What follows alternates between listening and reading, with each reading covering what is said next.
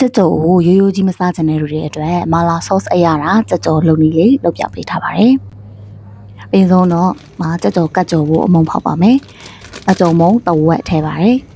။ပြီးရင်တော့မွေးကော်မုံပေါ့နော်ပြောင်းကော်မုံကတဝက်ထည့်ပါတယ်။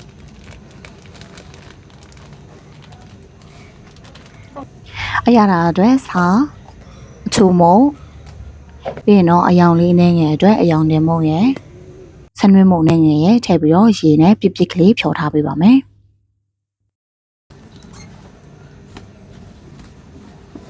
ချက်တော့လည်းရနာထားပါမယ်စားထည့်ပါမယ်ပြီးတော့အချိုမုံထည့်ပါမယ်အရတာလေးအလီးနဲ့ဖြစ်သွားအောင်လို့ဆိုပြီးတော့ပဲငံပြိုင်နေထည့်ထားပါတယ်မရှိလည်းမထည့်လည်းဘာမှဖြစ်ပါဘူးပြီးတော့သူ့လည်းနယ်ပြီးတော့မှမိနစ်30လောက်နှက်ထားပေးပါမယ်အရသာဝင်သွားအောင်လို့ပေါ့နော်မိနစ်30ပြည့်သွားပြီဆိုတော့စကြော်ဖို့အတွက်အိုရဲကိုစီထည့်ပါမယ်ပြီးတော့ခဏပြစ်ကလေးဖြောထားတဲ့ဒီကကြော်မုံတွေကိုစက်သားတွေကိုထည့်ပြီးတော့သူတို့ကိုတမအောင်နေလိုက်ပါမယ်အပြည့်အနေထားလဲဒီလိုအနေထားလေးစအတော်ပါပဲစီပူလာပြီဆိုတော့ဒါသရုံးချင်းစီထည့်လိုက်အောင်ပါပဲ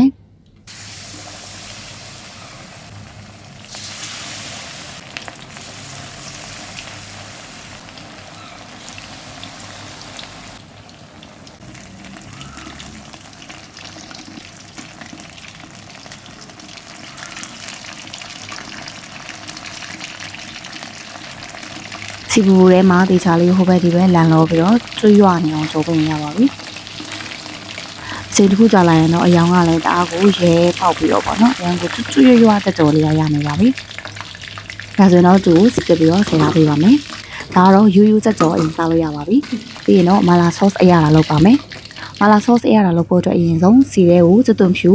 နှုတ်ဆင်းပြီးတော့ကြော်လိုက်ပါမယ်။စသွန်ဖြူနဲ့လေးနည်းနည်းမွေးလာပြီဆိုတာနဲ့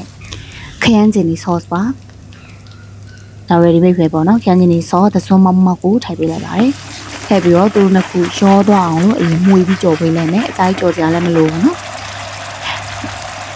ရောသွားပြီဆိုရင်တော့မာလာအနည်းထည့်ပါမယ်အများကြီးထည့်စရာမလိုပါဘူး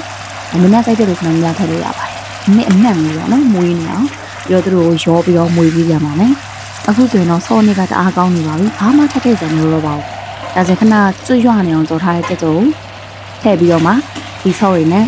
အပေါ်အောင်လုံးဝအကုန်နှံ့ထူးသွားအောင်ပေါ့နော်ဒီချာလေးမွေပေးလိုက်ပါမယ်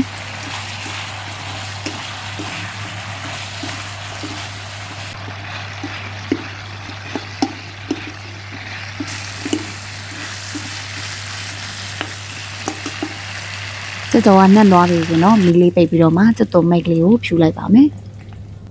ပြီးတော့ခုခတ်ပြီးတော့မှစားလို့ရပါပြီတကယ်ကိုစားကောင်းတဲ့မာလာဆော့စ်အရာတာကြော်ဖြစ်ပါတယ်ဆိုင်မှာစားရတာထက်တော့ပိုပြီးတော့စားကောင်းပါလိမ့်တယ်တကယ်ကိုလှုပ်ရှားကြည့်ပါလို့ပြောချင်ပါတယ်